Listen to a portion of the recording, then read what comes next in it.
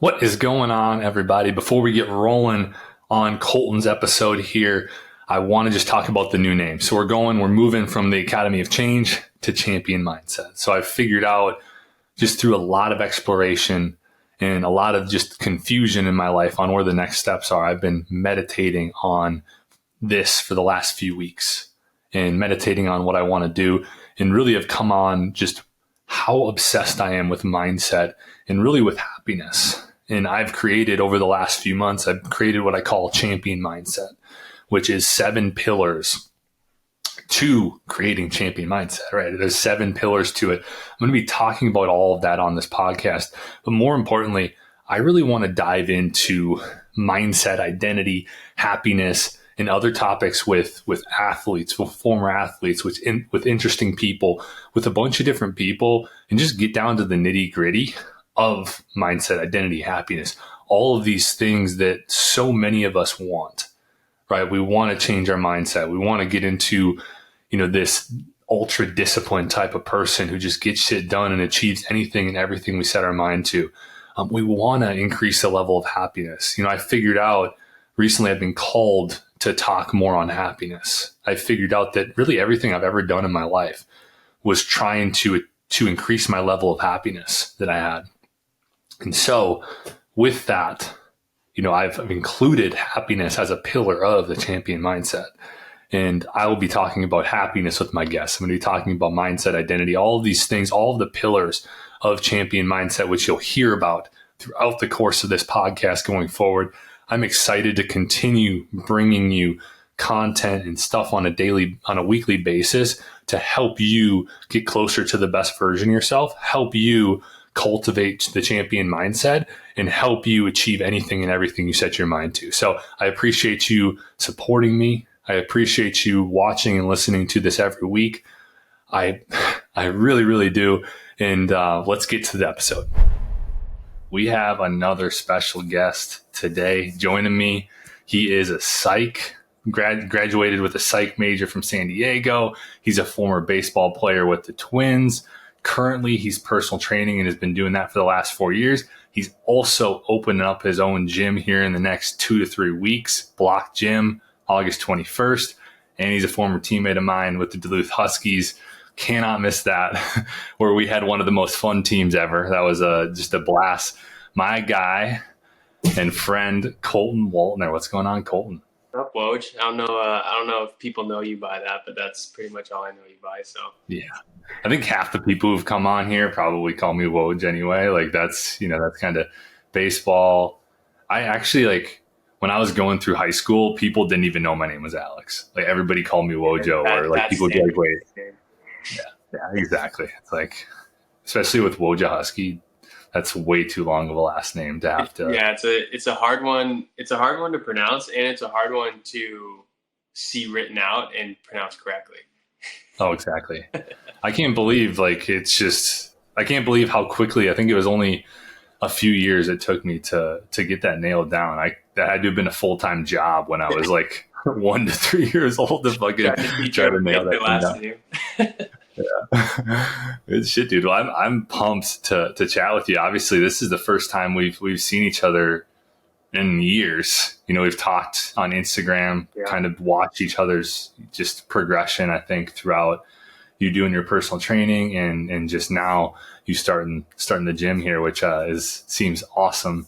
I'd love for you to start just with your story. Just kind of how you've gotten to this point in your life of opening up a gym and kind of getting to into the personal training space and all the stuff you're doing. Yeah, so it's been an interesting journey. I think for a majority of my life growing up, I figured I was going to be a professional baseball player. If it's something that you want to do, it doesn't really make sense to have any other options on the table. It's that old saying, as soon as you have a plan B, plan A is over with kind of thing. So plan A for a long time was to play professional baseball, and I went and played college ball, had a few injuries there, got Tommy John while I was there the year after we played together. And then got drafted in 2017 to the Minnesota Twins, the home team. And played there for a couple of years, had another couple of pretty bad injuries, and the last one was a fully ruptured pec right at my shoulder insert. So that one put me out for about a year and a half. And during that time, I left the Twins, what they call like a medical retirement. I basically chose to leave because my body was breaking down and it wasn't coming back like it used to. So I had my degree from college, figured,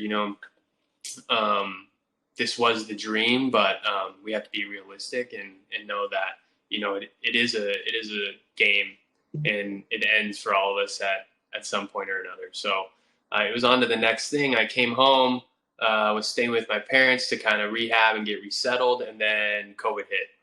And once COVID hit, I was kind of like, well, you know what? I don't really know what I want to do with this psychology thing. I was doing a couple small things on the side. But one of my friends and mentors, Logan Gelbrick, who owns BLOC Gym in Venice, reached out to me. It was where I was working out at the time. And he reached out to me and proposed the whole idea of being a coach and being a trainer. And it was more of like a challenge than a proposition, but it was kind of like, hey, I think you'd be really good at this if you're willing to do what it takes to get there.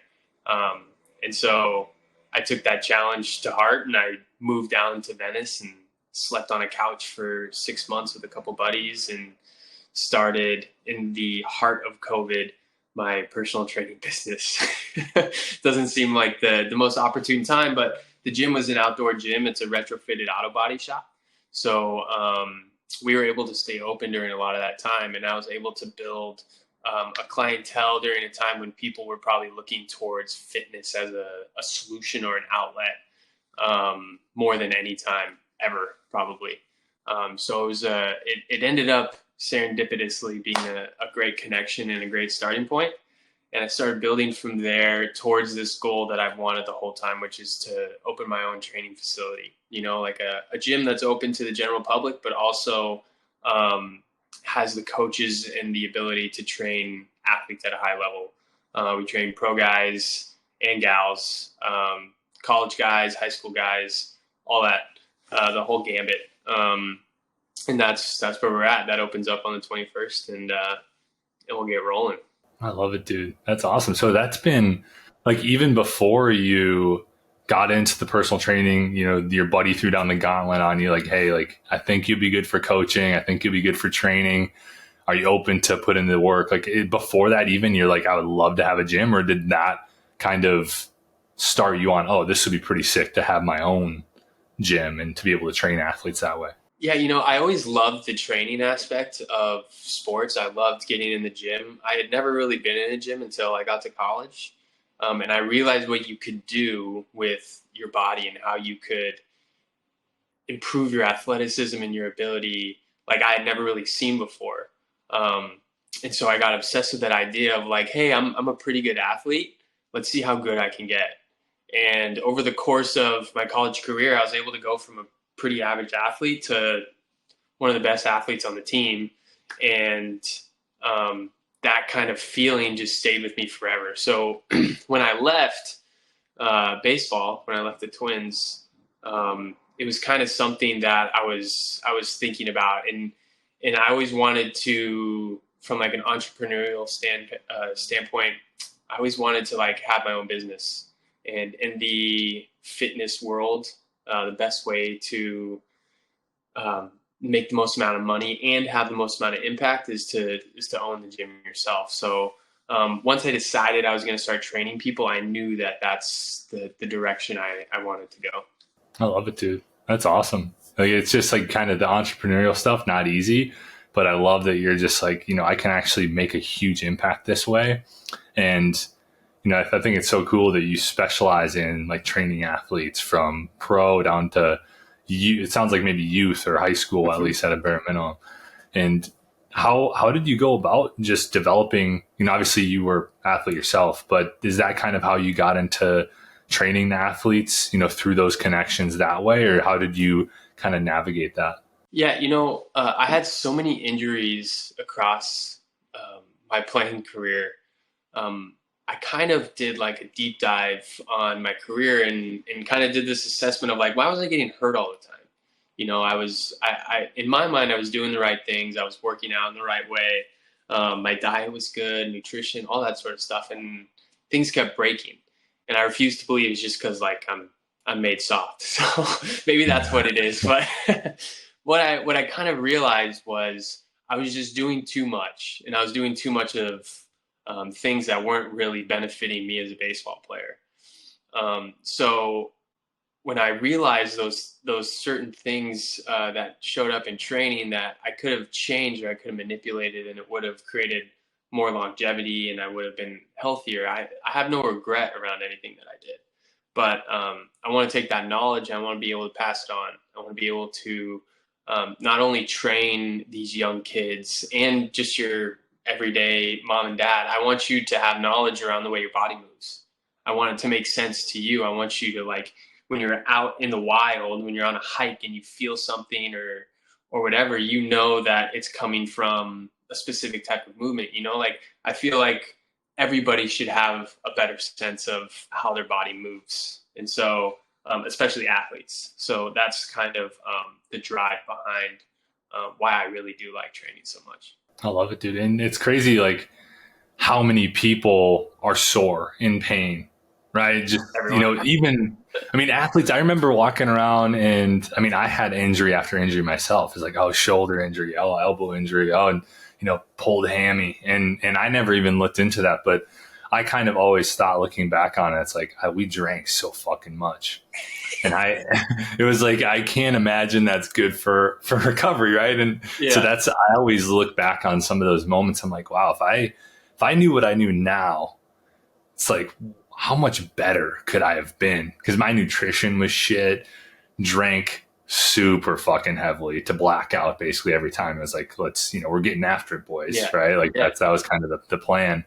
And did not like stretch a lot. It was kind of like the half-ass stretching before workouts, the half-ass stretching before everything, just kind of taking shortcuts. And I've thought about that personally. And I'm like, I don't know if I could have got to myself then, even, you know what I mean? I don't know if I could have fully gotten. You wouldn't have been ready for it.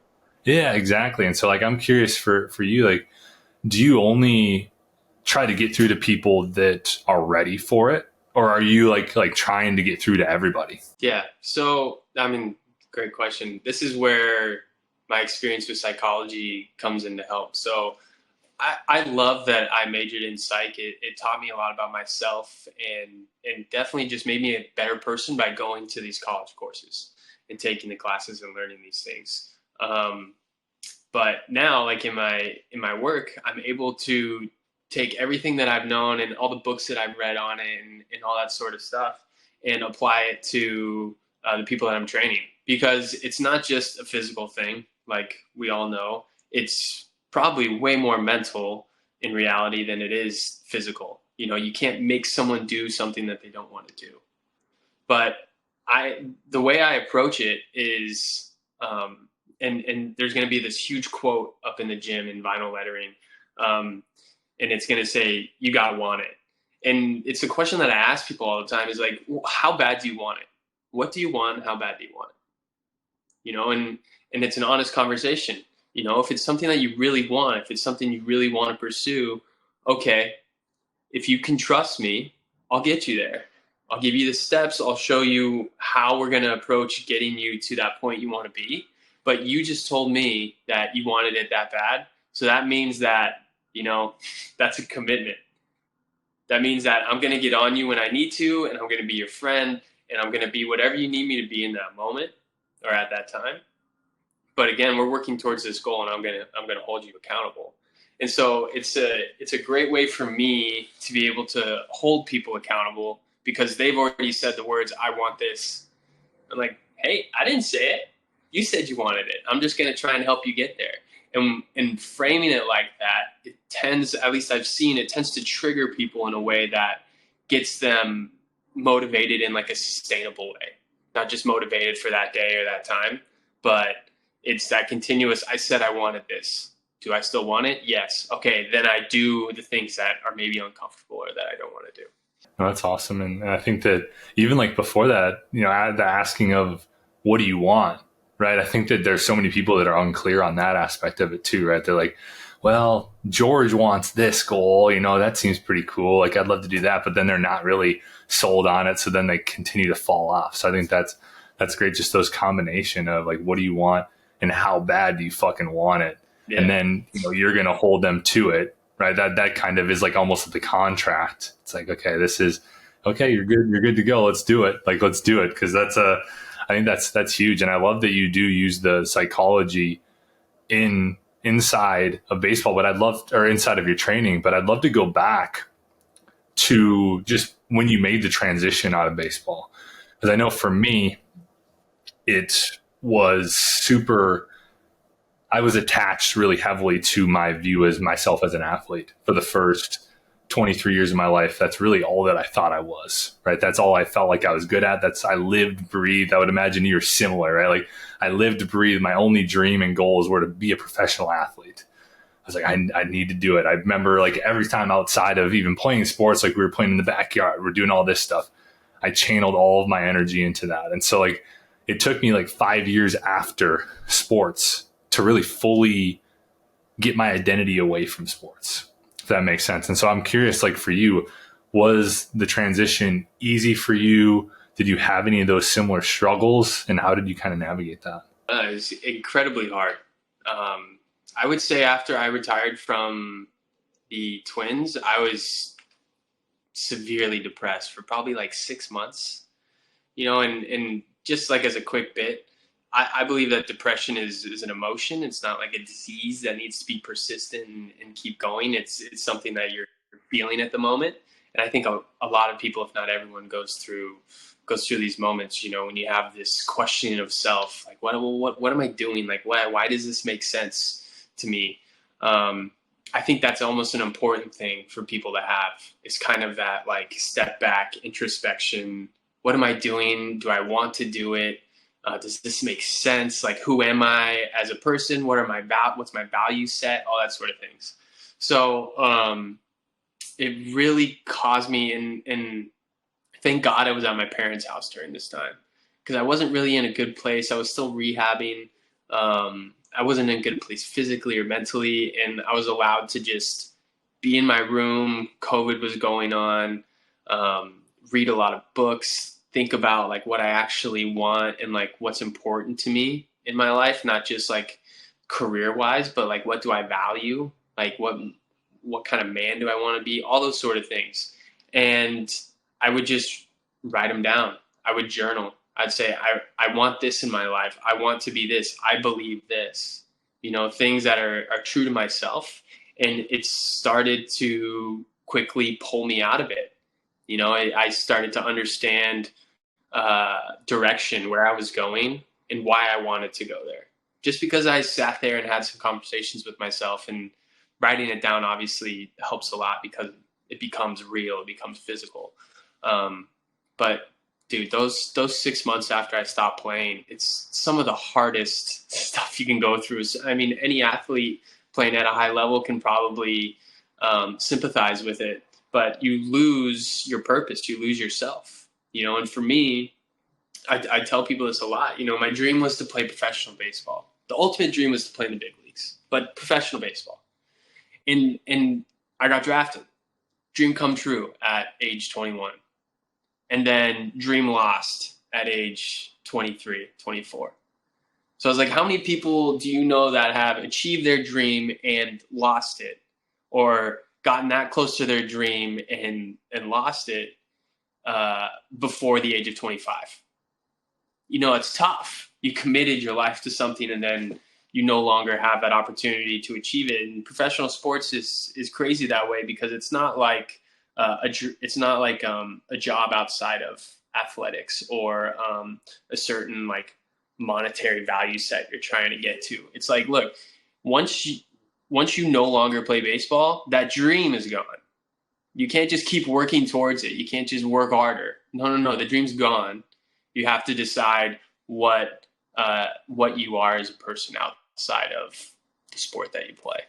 It's so difficult, dude. And I think that it's so cool that you did all of that introspection, kind of thinking about my scenario. I didn't I didn't do that until later down the road. I basically numbed myself, I threw myself into health, fitness, the gym, nutrition, trying to like control every aspect of that.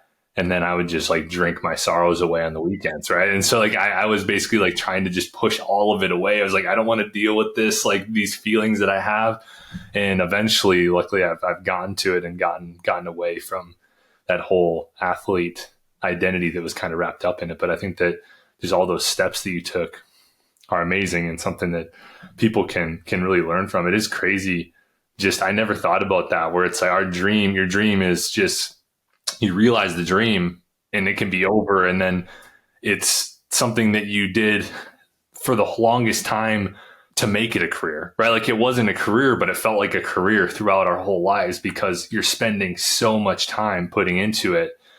And for me, I didn't put a lot of time into the school aspect of it. Like I would, I'm not proud of this, but I would like cheat and stuff. And like, I would get good grades, but I wouldn't put like that much effort in. It was like, and the funny thing is the first few years of college, I didn't even think it was that realistic that I was going to be able to play pro ball. And then all of a sudden, like I started getting like looks and stuff. I'm like, oh, fuck. Yeah. And so then I turned on the jets. I was like, let's start fucking doing this shit. And then I really put school on the back burner. I was like, oh, fuck this shit. We're going to go at it. And then it kind of gets ripped away from you pretty quickly. And you're like, oh, fuck. What do I do now? Like, and the big thing for me was I was almost sort of upset because I was like, look at all this time that I invested into this thing and what a waste. Like it's done before I'm even 25 years old. Like that was the biggest question and was probably most upsetting during that time. Is like, why did I do all of that?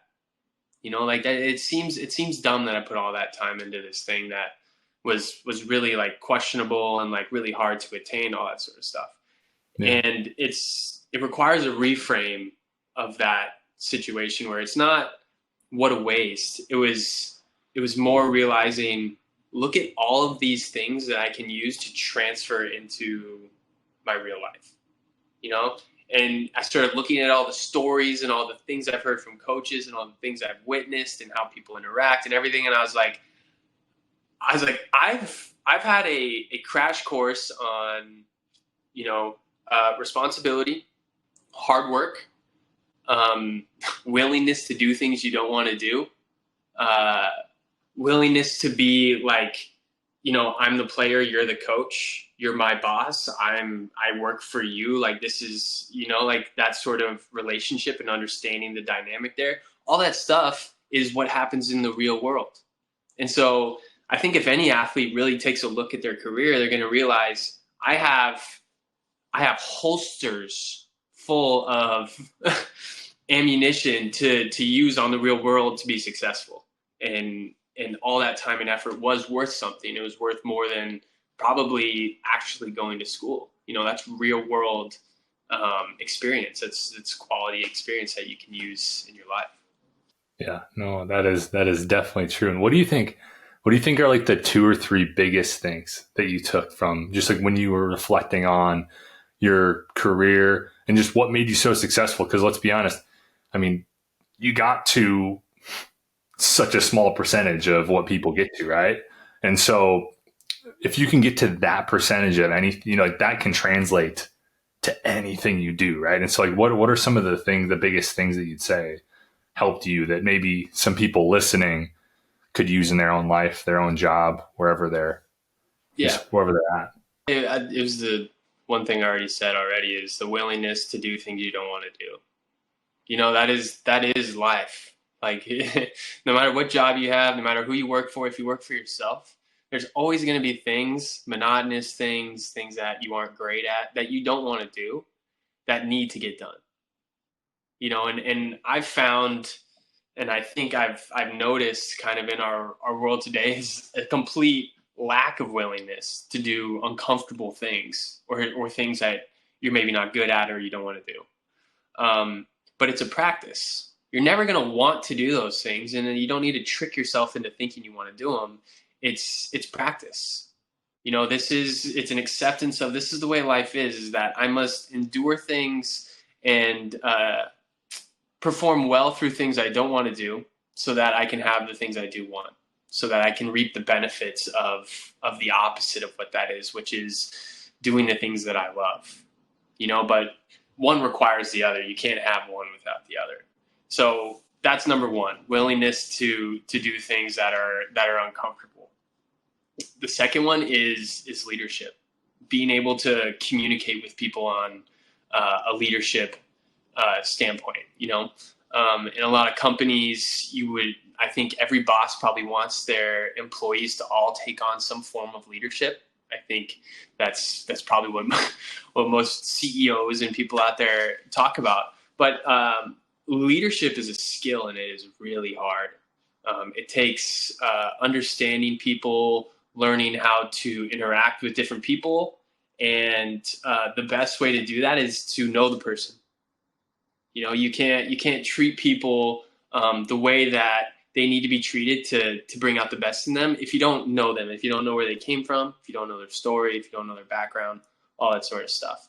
So in order to become a great leader, you need to know the people that you work with, who you interact with, on a certain level. So yeah, leadership would be number two. And I think the last one is, and it's such a cliche, but it's hard work. I think cut and dry, hard work. I'll put it this way. I've never seen anybody work really hard and not have success. No one's worked their tail off and done everything and exhausted every option and not had success. Because as far as I've seen in the world and in business, is the ones who work the hardest for the longest are able to find that success. Now, it can turn into like an unhealthy thing, an obsession with your work where you start to neglect personal life and family and everything, and you absolutely can't let it turn into that. But hard work is showing up every day and just pursuing that common goal. That's all it is. You just have to show up. And most of the time, that's what training is. I tell most people, I'm like, look, you don't pay me necessarily for the workouts. You could get workouts online for free. Fitness is free. It really is. You can Google search workouts, really good ones too, like pretty decent workout plans, and get them for $30 a month or whatever. You pay me $150 a month or $150 a session. So what you're really paying me for is the accountability. You're paying me to be here and make sure that you show up and be a support system for you in this journey. It's not just for the workouts. And that is hard work, is showing up on those days. You committed to 4 times a week, you show up 4 times a week.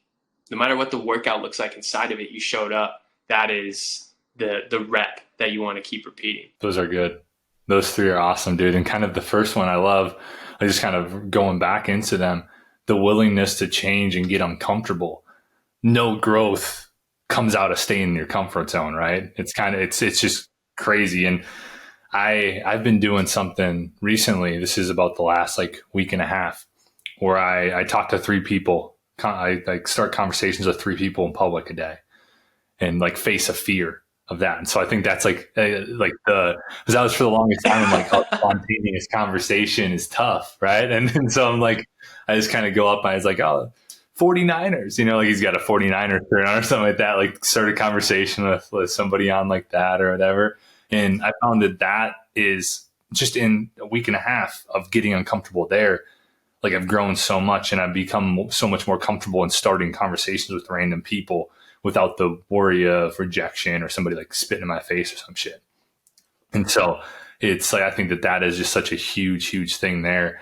And then number 2 was leadership, right? Yep. And I think that's just huge in anything. And, the importance, from what you said, getting to know people that you actually work with. I think that's huge. You kind of see the leaders that don't succeed. They just kind of think that they're above everybody. Right. That's what it kind of seems like. They don't really actually have the communication with people. I know for me, the bosses that I've had that have been the best are the people who they know you on a deeper level. And so I think that's absolutely amazing. And then the hard work, can't get by the hard work. And that's what I reflected on this exact same thing.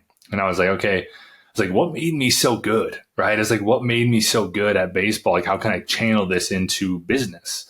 And what I came up with was, I was like, first off, like I was competitive as all hell, right? Which kind of is like that work, like hard work a little bit, right? But like, just I wanted to be the best, and in whatever I did, and I was like, okay, like that's great. Like, that competitiveness can be channeled into other areas, right? Like can be channeled into our daily activities, and trial and error was another one I came up with personally. It was like the ability to not view failure as like something bad, right? Like just something where you're like, I'm going to try this, and if it doesn't work, maybe I'll make a little quick shift this way and we'll try this aspect, and then like trying different things until you figure something out. Where a lot of people they'll try something, it'll fail, and they'll be like, all right, lost cause, fuck it, I'm done, right? Like I'm not doing it again.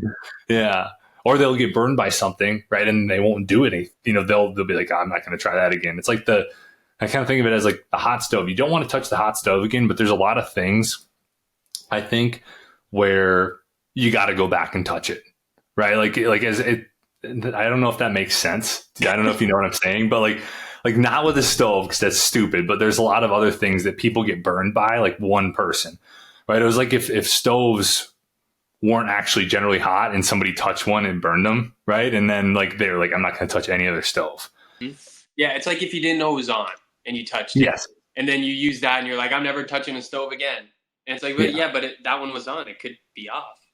Yeah, there you go. That's a better one. I was kind of struggling. You pulled me out of there. But so I think that's awesome, man. And I'd love to go back to psychology. We kind of started getting into your psychology and how you use that with your clients, with your athletes, all of that stuff.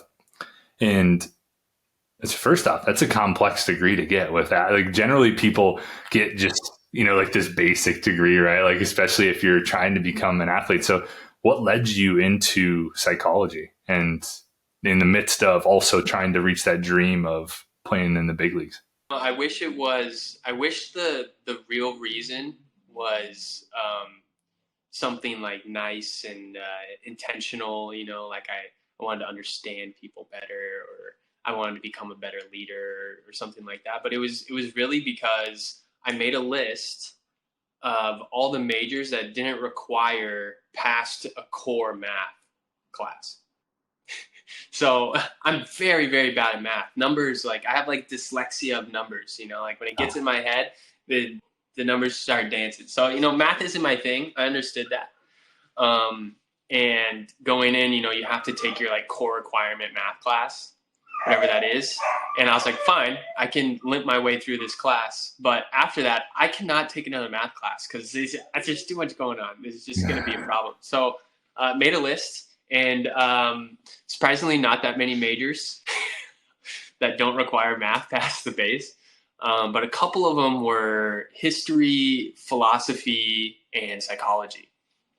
And I like kind of narrowed it to those three. And it was like, what? I really love history. I've always loved history. But my dad pointed out the fact that pretty much the only thing you can do with a history degree is talk about history and teach history. So I was like, all right, yeah, fair point. So I put that one to the side and settled on psych. It was really interesting. USD is a small school, so the class sizes are probably around like 30 to 40. It's almost like a high school class. So it's a lot more personal. But I was in these classes. It would be like me, one other guy, and then like 32 chicks. I was just in classes with with a bunch of girls. Like there's not a lot of guys in that major, for sure. But I realized very quickly after a couple of the first classes that I was like, wow, I could actually learn a lot of like applicable information here. And I love learning. I didn't really love school. I didn't love the format of school, but I loved learning. I love knowledge. And I was like, wow. I was like, this is going to help me understand myself so much more. It made my relationship with like my sisters and my parents a lot better. You're able to like look back at things that happened in your family, and you forgive a lot of things, and you have a lot more understanding for things. And towards the end of my college career, like before I graduated and got drafted and all that, I started to realize in that last year, I was like, wow, I was like, I can have a conversation with these guys, like these new players on the team. I was like, and I can figure out how I need to like interact with this guy like that. I was like, this is sick. I was like subconsciously, I was like, I understand like how this guy's like talking to me, where he's coming from. I know the city he's from.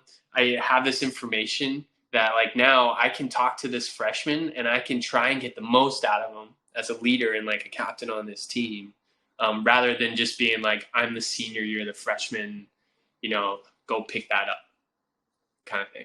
That's awesome. So it excelled your leadership abilities. What are some of those things that you learned then that allowed you to pick up on just those minor little things of talking to somebody and knowing how they should be led? You realize that most people's issues and trauma comes from the first like 10 years of their life. For the most part, a lot of people, their trauma happens really early. And for most people, it's subconscious. So you don't understand that you're being affected by these things that happen to you as a kid or a young adult, but you are. And you're projecting and you're acting based on these insecurities and things that you have, right? And so you learn that in psych and going through all the classes, and you understand that. And so what I did was I just realized that I was going to get to know these guys, and not like to use them.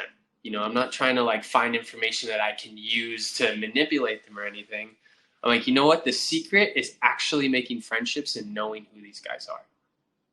I was like, and if that makes me a better leader, great. But also I feel like there's going to be more benefits from this. I feel like I'll get more out of this than just being a better leader. And I think I did. But the main thing was I would have one-on-ones and like lunches and sit downs and side conversations with guys all the time.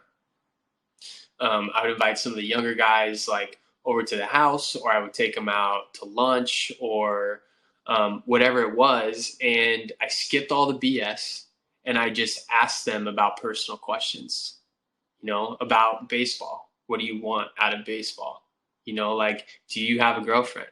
How long have you guys been together? What's she like? Like stuff like that maybe some people might think like in another context is like inappropriate, but especially on a team, it's totally appropriate. You can get to know these guys on the deepest level that you want. And the more I did that, the more I learned about them. And the more what I didn't expect is that they just respected me, because I would share with them and they would share with me. And when you have that mutual understanding, it's really hard not to have respect for each other. And so when it came time during the season and other things, when I would say something or I would snap, like sometimes obviously you get upset during the season, certain things happen. The guys listened. It wasn't like they rolled their eyes. It wasn't like they were like, whatever, dude, kind of thing. It was more of like, oh shit, Colton's upset. Like, what do we do to fix this? How do we change this? There's a respect there, and it's not like, I think you see a lot of times like when a boss or the head guy relays information or gets upset and goes off on people, it's like total dissonance, like everyone just separates themselves from it. They're like, oh, no. He doesn't know what he's talking about, blah, blah, blah. And the real good teams, the real good cultures understand that that person's upset for a reason. And it's not because they're mad at me. It's because they care about me and about this thing that we're pursuing. And then you get this collective, and that is like what creates a team. And that all came from psych. That all came from understanding that you have to get to know people on a core level in order to, one, interact with them, but two, lead them. That's good shit, man. I think that's something that everybody can take. Like if you're in a leadership role, if you're just in a job in general, like getting to know people around you, because you never know when you're going to be in a leadership role. And if you have the respect of people around you as well, it's going to make it a lot easier. I think that's really cool. And I wanted to ask you, you talked about like a lot of these things, a lot of people's problems, a lot of people's insecurities coming from childhood trauma, like 0 to 10. And this is a topic I've been huge on, just something I've done a lot of work on myself personally, like healing that inner child, doing a lot of that like inner child type work and digging into my past and some of the things, some of the roots of some of my struggles and some of my sabotage issues and different things that I've struggled with. Did you, while you were going through your degree, do some of that work on yourself, like as you were learning these things? Or did you, like, how did you go about those different scenarios as they popped up? Yeah, no, it popped up all the time. Growing up, there was a lot of like moving around. When I was young, my family, we lost our house, and so we had to stay in a Motel 6 for a few months, and then my dad got a job, and we got this new house, but money was still tight.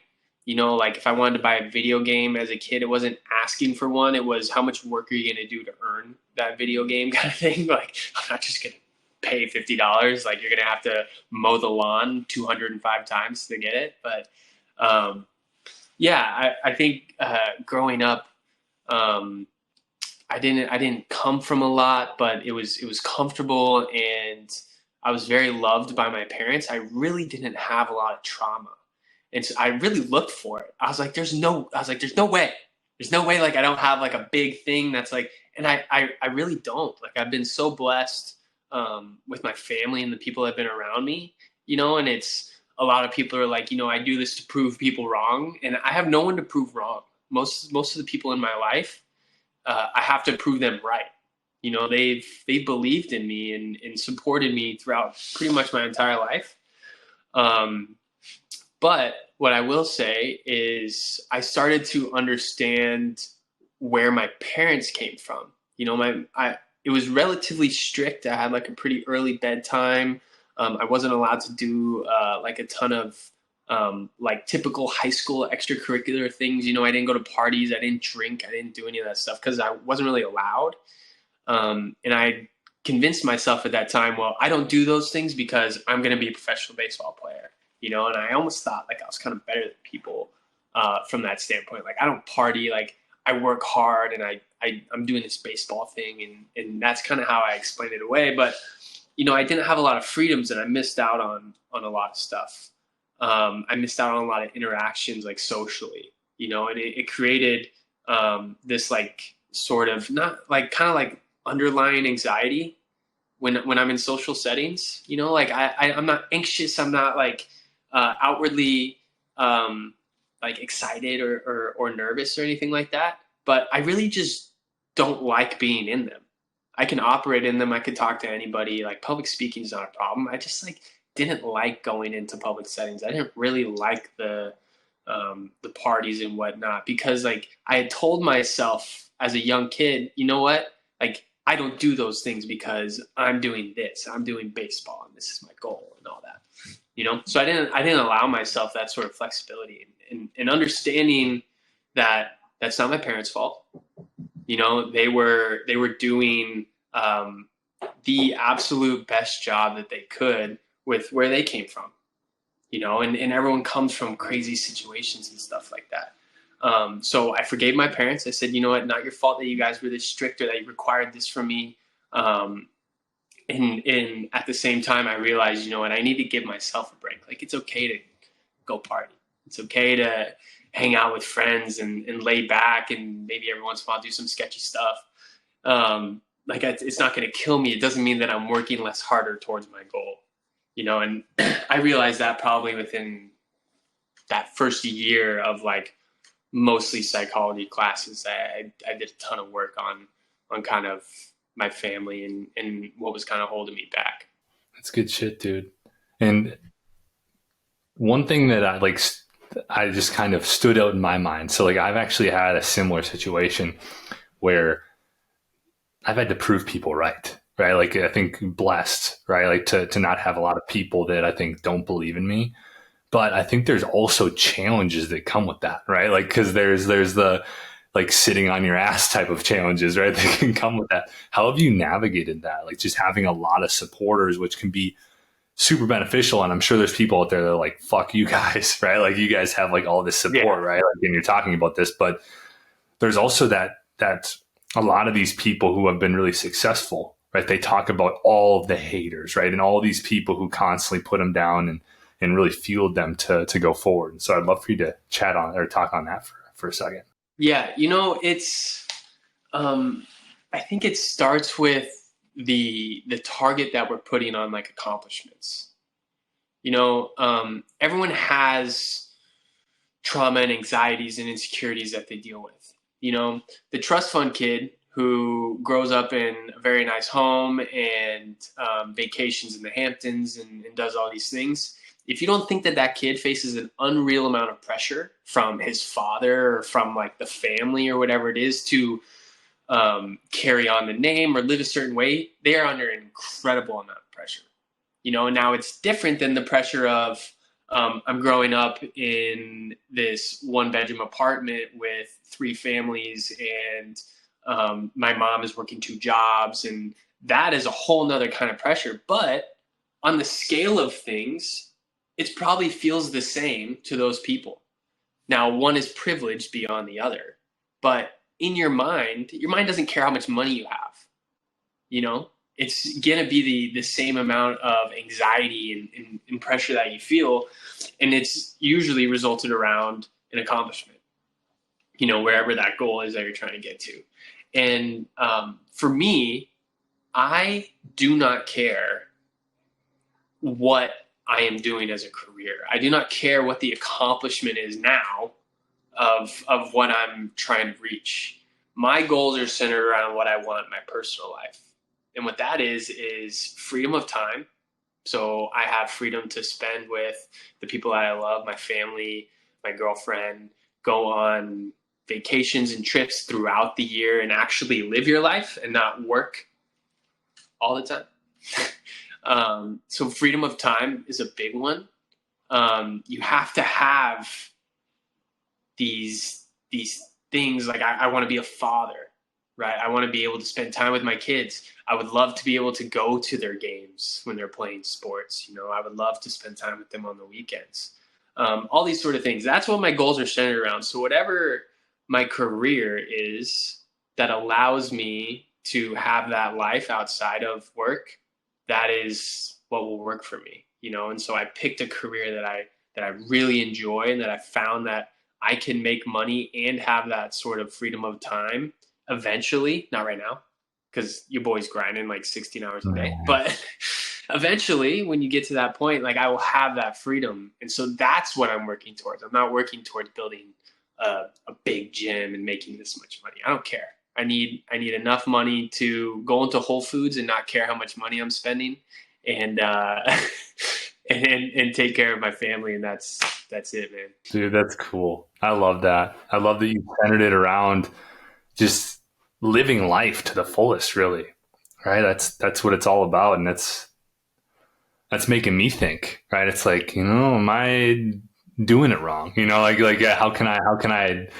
How can I use a little bit of that to help myself? And so I think that's huge, because I think freedom is just, it's so key, right? You see so many people that, and enjoyment, right? I think one of the things for me, I saw a lot of people, like my parents growing up, like they did so many amazing things for me and my brother, but they didn't like their jobs, right? I just saw people constantly complaining about their jobs. And I really wanted to not be that way. I wanted to take a lot of the traits from my parents and a lot of the amazing things that they've done for us. But I wanted to make sure that I'm living something that I love doing, and doing something that's like, this is really cool. And that like when I do have kids, that they can see somebody chasing their dream, right? It's like, oh, dad's chasing his dream, right? I think that's just so cool to see that, and just it instills a lot of really cool things, I think, in a kid when they're like, like I can do whatever the fuck I want to do. Like just, whatever lights a fire under me, I can go after it.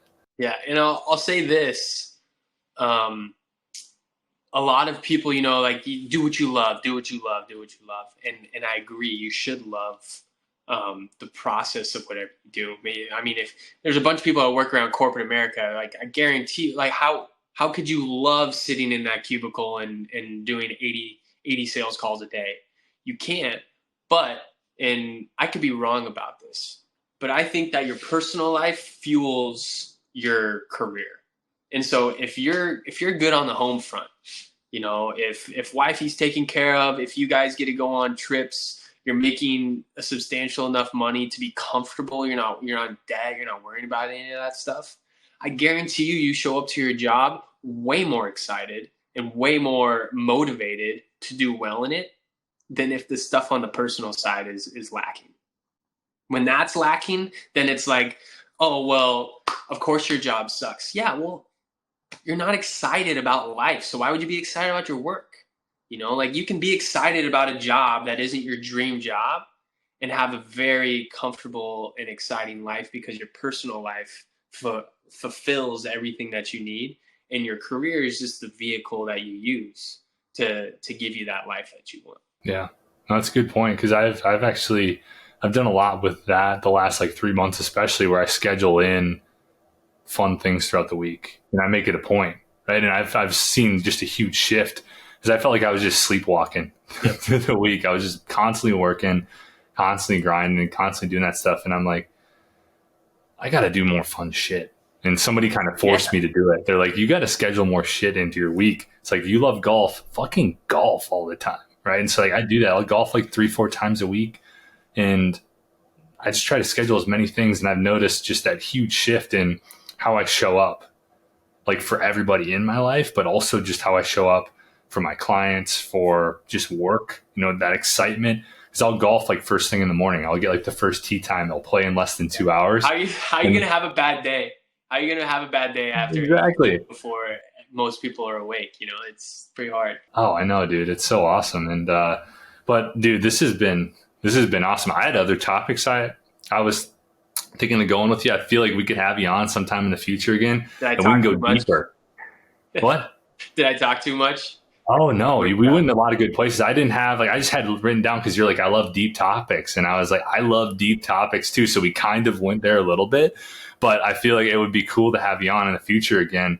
You know, once you've been running the gym for a while to get an update on how the gym's going and then to go like deep into like purpose and, you know, like stuff like that, where I know that I think that we could probably, you know, kind of mash on that for a while too. Where yeah. You can fill up another couple hours with that stuff. Oh yeah, dude. But yeah, and also I wanted to tell you. I mean, we can talk about this off camera, but opening the gym, I want to obviously incorporate nutrition. Nutrition's, I mean, it's what you're passionate about. I'm also passionate about it. But getting some way to link you through the site or with members, I can contract you out to members and get you some more clients and everything on the side so we can get that business booming. Fuck, dude. Well, I appreciate it. Let's chat on that. Let's see. Like, let's do it, man. I would love to help your members and help athletes as well. It sounds like you got a lot of athletes over there. That'd be cool to get in there and really help people achieve those fucking goals, dude. And so I really appreciate you, brother. And I'd love for you to you know, tell everybody where they can find you, where they connect with you. You know, if we have anybody listening from the LA area, how they can get set up with the BLOC Gym and you know, start working out there. Yeah, so it is theblocgym.com on the website because somebody bought up just the BLOC Gym and I couldn't buy it back from them. Instagram is @BLOC Gym. And we also are in the App Store. If you just type in BLOC Gym, it's BLOC. The meaning behind that is the root of that word is it just means like individuals or groups who come together for a common purpose. You know, it's just like a coalition of sorts. You know, it's like comes from the same root as like blockchain and other things like that. But yeah, social media, Instagram. There's a Facebook group. You can just search BLOC Gym anywhere and it'll pretty much pop up for you. If you're not in LA, the best way you can support, we'll have some online programs that you can purchase and do on your own, and also merchandising. Apparel is like something that I love. I love design. I have no like drawing capabilities, but design on the computer is nice. So I love designing clothes and stuff. So the goal there with the gym is we're going to create apparel that can be worn in the gym, but also it's designed for the street. You know, you can wear it in your life and whatnot. And awesome. It's fun stuff. So that'll all be popping up here in the next couple weeks. Good shit, dude. Well, everyone, make sure you go and support them. We'll link everything down here. And where can they follow you, Colton? Where can they get you on Instagram?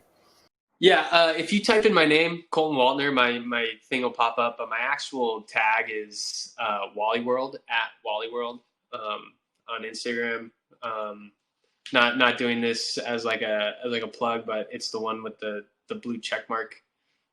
In case you're looking for it, it's like I'm the least famous verified. Well, now you can pay for it, so it doesn't even matter anymore. I used to think I'm the least famous verified account on Instagram, and now anyone can get it. But Wally World on Instagram. That's the main thing. I don't do TikTok or any other stuff. Love it. Well, go follow Colton. Go follow BLOC Gym. Go grab some apparel. Go grab some online sessions, or go in to the gym if you are in the LA area and support this man. I appreciate you, brother, for coming on. Guys, if you enjoyed this as much as I did, make sure you like, subscribe, you share this with somebody. We win a lot of places here. And like I said, we'll have to have you on again here in the future and talk about how the gym's going and dive into some more deep stuff. Let's do it, Woj. I appreciate it, man. Thanks for having me on.